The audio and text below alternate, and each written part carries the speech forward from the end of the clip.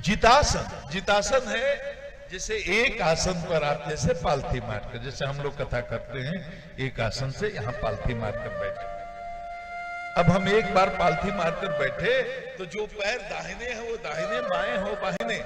अब ऐसा नहीं कि बीच में हम पैर भी बदलेंगे। अब जैसे बैठ गए वैसे 4 घंटा बैठे। आप बैठकर देखना बड़ा कठिन काम है, शुरू में लगेगा लेकिन थोड़ा सा अभ्यास से हो जाता है। तो 4 घंटे तक बिना हिले डुले रीढ़ की हड्डी खड़ी करके सीधी रख करके और एक आसन पर बैठने का अभ्यास हो जाए तब तो ध्यान की शुरुआत। मैंने गुरु परंपरा से यह सुना है कि 3.5 घंटे तक अगर रीढ़ की हड्डी सीधी रख करके बिना हिले डुले एक साथ शरीर को बैठने का अभ्यास करा दिया जाए तो धीरे धीरे ध्यान लगने लगता है। अभी तो ऐसे बैठेंगे तो कभी इधर दर्द होगा, कभी इधर दर्द होगा, कभी पीठ में दर्द होगा, कभी ऐसे करिएगा, कभी वैसे। सब लोग हमें भी ऐसे ही होता था। बाद में मुझे 6-6 घंटे बैठने का अभ्यास भी हो गया था। अभी सोनपुर में एक कथा है, 1 तारीख से 2 सत्र में कथा करनी है। बगल में एक जगह 4 घंटे, फिर एक जगह 4 घंटे, क्योंकि वो कथा टीवी पर नहीं है तो समय का अनुशासन नहीं है कि 3 घंटे में खत्म करना। 8 घंटे ऐसे बैठना है कि नहीं। तो कहा जितासन, बैठने का अभ्यास 4 घंटे, 3.5 घंटे अगर आदमी शरीर को बिना हिलाए डुलाए रीढ़ की हड्डी सीधी करके और सुखासनों, किसी सुखासन पर बैठ करके, कोई यही नहीं कि कमलासन हो, पद्मासन हो। अब सुखासन हम यहां नहीं बताएंगे, वो आप समझ लेना किसी दूसरे से। तो ये शरीर और मन का बड़ा गहरा संबंध है।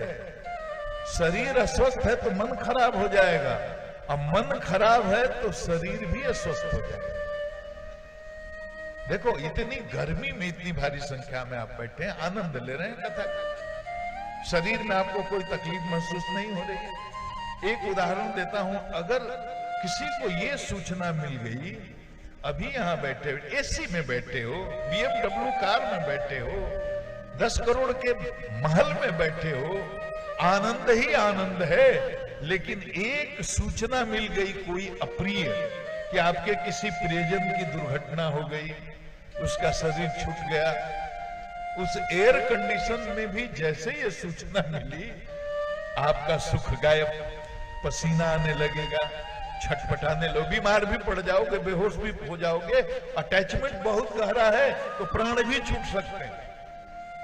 क्या हुआ, एक सूचना मिली, कान को गई, कान से प्रवेश करके आपके अंतःकरण तक गई। मन इतना अटैच्ड है उस व्यक्ति से, उसका अकल्याण हुआ तो उसका सीधा प्रभाव आप पर पड़ा, मन पर पड़ा, और मन पर इतना ज्यादा प्रभाव पड़ा जबरदस्त कि शरीर पर उसका असर हो गया, हार्ट फेल हो गया। ऐसा होता है कि नहीं। तो मन का शरीर का बड़ा गहरा संबंध है, इस बात को समझना चाहिए। तो पहला है जितासन बनो, आसन का अभ्यास करो तभी ध्यान लगेगा। फिर कहा जीत श्वासो प्राणायाम परम बलम। प्राणायाम का महत्व बहुत है। अब प्राणायाम के महत्व पर यहां बोलने का समय तो नहीं है, लेकिन प्राणों का मन से बहुत संबंध गहरा है। जिसका श्वास पे नियंत्रण होगा, प्राणायाम का जो अभ्यास करेगा, श्वास पर नियंत्रण होगा, तो जितनी मात्रा में उसका श्वास पर नियंत्रण होगा उतनी ही मात्रा में उसका अपने मन पर भी नियंत्रण होगा। मन और प्राण का ये गहरा संबंध है, इसीलिए प्राणायाम पर बहुत बल है अध्यात्म में। तो प्राणायाम करने के लिए भी आसन शुद्धि है, आसन सिद्धि जरूरी है। ध्यान करने के लिए भी आसन शुद्धि जरूरी है। तो कहा जीतासनो जीत श्वासो जीत संगो जितेंद्रिय। जीत संग का मतलब क्या हुआ? आसक्ति को जीतो, ये सबसे बड़ा प्रश्न ही है। संसार का आकर्षण इतना गहरा है, हम जानते हैं सब, समझते हैं सब, थ्योरी मेरी भी बहुत पक्की है, सिद्धांत मैं भी समझता हूं, आप भी समझते हैं, प्रैक्टिकल जीरो है। ये संकट है। कभी कभी लगता है हम सबकी स्थिति दुर्योधन की तरह तो नहीं है। दुर्योधन को बताया था ना, भगवान कृष्ण ने कहा धर्म और अधर्म का विचार करो। कहा केशव मुझे धर्म धर्म मत बताओ, जानामि धर्मम न च मे प्रवृत्ति, जानामि अधर्मम न च मे निवृत्ति। मैं धर्म जानता हूं, अधर्म भी जानता हूं, पाप क्या है ये भी जानता हूं, पुण्य क्या है ये भी जानता हूं, क्या करना चाहिए भी जानता हूं, क्या नहीं करना चाहिए भी जानता हूं, लेकिन मेरा मन ही नहीं लगता धर्म में, मेरा पाप ही में मन लगता है, मेरा अधर्म जानता हूं। देखो दो तरह के लोग, एक है जो जानते ही नहीं कि जो कर रहे हैं वो पाप है कि पुण्य है, धर्म है कि अधर्म है, उनकी तो बहुत हद तक माफी भी है, अज्ञानी है। और दूसरे वो लोग हैं जो जानते हैं धर्म क्या है, अधर्म क्या है, पाप क्या है, पुण्य क्या है। बड़े बड़े विद्वान हैं, शास्त्रों का पारायण किया है, सब जानते हैं, लेकिन व्यवहार में शास्त्र उतरते नहीं। दुर्योधन की वही समस्या, कहा केशव मुझे पता है धर्म क्या है, मुझे ये भी पता है अधर्म क्या है, पाप क्या है, पुण्य क्या है, ये प्रवचन मत दो, हमारा रोग जो है उसको पहचानो, उसकी कोई दवा हो तो बताओ। भगवान ने कहा क्या रोग है?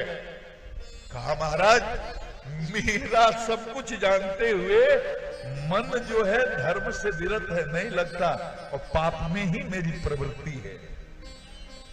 लगता है जैसे बलात् कोई जबरदस्ती खींच करके मुझे पाप में ढकेल रहा है।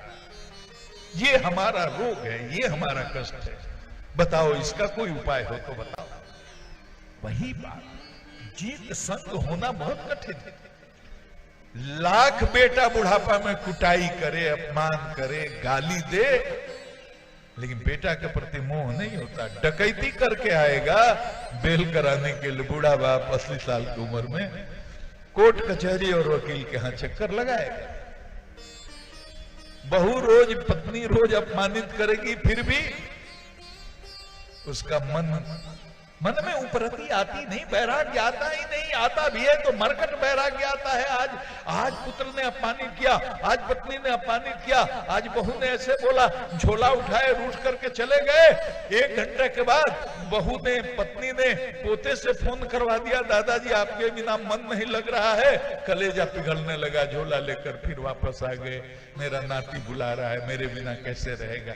इसको कहते हैं मरकट वैराग्य। मरकट वैराग्य तो हमको भी होता है, आपको भी होता है, सबको होता है, लेकिन सब कुछ अनुकूल रहे, अनुकूलता में वैराग्य हो जाए, अनुकूलता में करदम ऋषि की तरह वैराग्य हो जाए, जिसके ससुर कौन मनु शत्रुपा, पत्नी कौन दहूती, और दामाद भी कैसे कैसे आप देख लो, भृगु हैं, वशिष्ठ हैं, कौन कौन है। तो अनुकूलता में वैराग्य होना असंभव है, यहां तो प्रतिकूलता में भी वैराग्य नहीं होता। हम जानते हैं संसार अनित्य है, अस्थाई है, झूठा है, नश्वर है। हम जानते हैं कि हम खाली हाथ आए हैं, खाली हाथ जाएंगे। जब खाली हाथ आए हैं, खाली हाथ जाएंगे, तो गली का मुकदमा, नली का मुकदमा, खेत का झगड़ा, झूठा अहंकार, बेकार का ईर्ष्या, ये इतना आगे क्यों चला गया, इसका इतना नाम क्यों है, इतना जस क्यों है। मैं बार बार कहता हूं, लोग अपने दुख से महाराज जी कम दुखी हैं, आजकल दूसरे के उत्कर्ष से ज्यादा दुखी हैं। मैं तो यहां तक कहता हूं कि ईर्ष्या इस स्तर तक है कि हमारे एक आंख फोड़ लेने से गोतिया की 2 आंख फूट जाए तो बहुत लोग अपना एक फोड़ लेंगे कि हम तो एक से काम चला लेंगे, ये सूरदास हो जाए। ईर्ष्या का ही तो जीत संगो जितेंद्रिय, कहा जीत संग बनो, आसक्ति को जीतो। संसार असत्य है, ईश्वर सत्य है। तो पूरा जो मन में दृढ़ संकल्प करो कि असत्य का संग नहीं करना है, सत्य का संग करना है। सत्य का संग ही सत्संग है। असत्य है ये संसार, अनित्य है, अशाश्वत है।